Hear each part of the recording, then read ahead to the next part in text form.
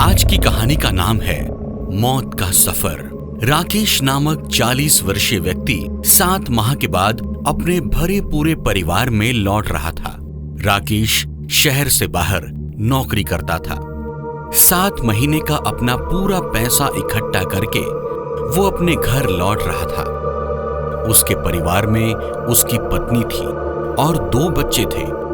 राकेश रेलगाड़ी से अपने घर का सफर तय कर रहा था। रात काफी हो चुकी थी। ट्रेन में सवार सभी लोग अपनी बर्थ पर सो रहे थे, मगर राकेश की आंखों में नाम मात्र की नींद नहीं थी। इसका सबसे बड़ा कारण उसे घर जाने की खुशी थी। घर जाने की खुशी में राकेश को नींद नहीं आ रही थी। राकेश के अलावा एक व्यक्ति ऐसा और भी था जो सोया नहीं था। उसकी बर्थ के सामने वाली बर्थ पर ही वो व्यक्ति बैठा था। अपने सामने चुपचाप बैठे व्यक्ति को राकेश ने देखा तो जाना कि वह ड्रैकुला की कहानी पढ़ रहा था। राकेश को लगा कि वह क्यों न अपने सामने बैठे व्यक्ति से बातचीत करने में अपना समय गुजारे। इसी इरादे के साथ राकेश ने उसे पुकारा। भाई साहब। किताब पढ़ रहे व्यक्ति ने उसकी आवाज को अनसुना सा करके उस पर कोई ध्यान नहीं दिया। भाई साहब। दूसरी आवाज पर उसने किताब नीचे करके राकेश को सपाट दृष्टि से देखा। उसके चेहरे पर भी सपाट भाव ही थे। इस बार राकेश तनिक संकोच के साथ बोला, मैंने आपको डिस्टर्ब तो नहीं किया? नहीं, सामने वाला व्यक्ति सपाट स्वर में बोला। राकेश मुस्कुराकर उनसे बातों का सिलसिला जारी रखते हुए बोला, आपका नाम क्या है? वह व्यक्ति बोला, मेरा नाम रविकांत है। ओ, राकेश ने हलक से सांस छोड़ते हुए कहा, क्या आप भी अपने घर जा रहे हैं? नहीं, रविकांत ने पूर्ववत स्वर में कहा। तो फिर आप अपने घर से कहीं और जा रहे हैं? राकेश ने मुस्कुराते हुए सामान्य स्वर में कहा। रविकांत ने उसे इस नजर से देखा मानो वह कुछ ना कहना चाहता हो। फिर भी राकेश निसंकोच होकर बोला, मैं आज ही 7 महीने बाद अपने घर वापस लौट रहा हूं। अपने परिवार से मिलने की खुशी में मुझे नींद नहीं आ रही है, इसलिए मैंने सोचा थोड़ा आपसे बात ही कर लूं।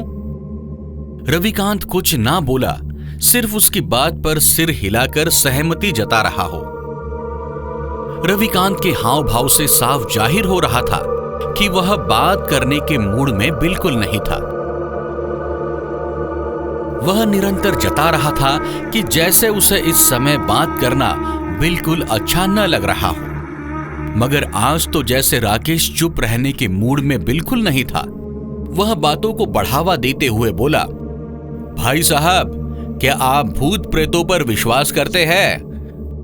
हाँ, रविकांत ने अपने छोटे से उत्तर में बात को पूरा किया। मगर कैसे? राकेश बोला, क्या आपने कभी किसी भूत या प्रेत को अपनी आंखों से देखा है?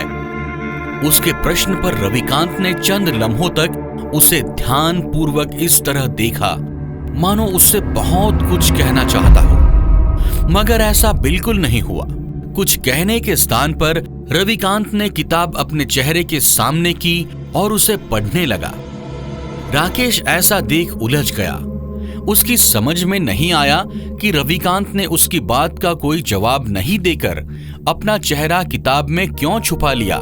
इस बार राकेश ने भरपूर संकोच भरे स्वर में कहा, आपने मेरी बात का कोई जवाब नहीं दिया भाई साहब। जवाब के रूप में रविकांत ने अपने चेहरे के आगे लगी किताब हटाई तो उसका बहुत ही भयंकर चेहरा राकेश के सामने आ गया। रविकांत का चेहरा इतना डरावना हो चला था कि यदि कोई मानव उस चेहरे को देखकर अपने प्राण भी गंवा बैठता तो हैरानी की बात नहीं थी। उसका डरावना चेहरा देखते ही राकेश की आंखों में मानो दुनिया भर का खौफ सिमट आया हो। उसके चेहरे की हवाइयां उड़ने लगी हो। राकेश इतना डर गया था कि उसके मुंह से आवाज भी नहीं निकल पा रही थी।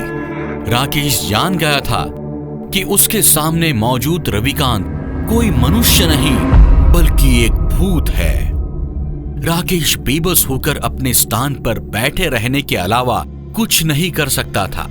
उसके सामने बैठा डरावने चेहरे व लंबे लंबे दांत वाला भूत ठहाके लगाकर बोला, अब तुम्हें विश्वास हो चला होगा कि आज के समय में भी भूत प्रेत जैसी चीजें मौजूद है।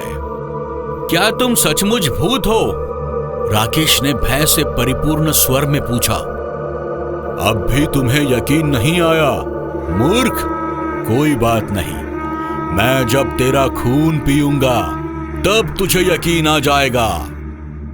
नहीं नहीं, मुझे मत मारो। मेरे 2 बच्चे और मेरी पत्नी घर पर मेरे आने की प्रतीक्षा कर रहे हैं। अगर मैं मर गया तो उनका सहारा छिन जाएगा, मुझे जाने दो। कहते हुए राकेश अपने स्थान से सरकने लगा। वो भूत उसे देखकर मुस्कुराता रहा। राकेश भागने के चक्कर में अपने स्थान से फुर्ती के साथ उठा और दौड़ पड़ा।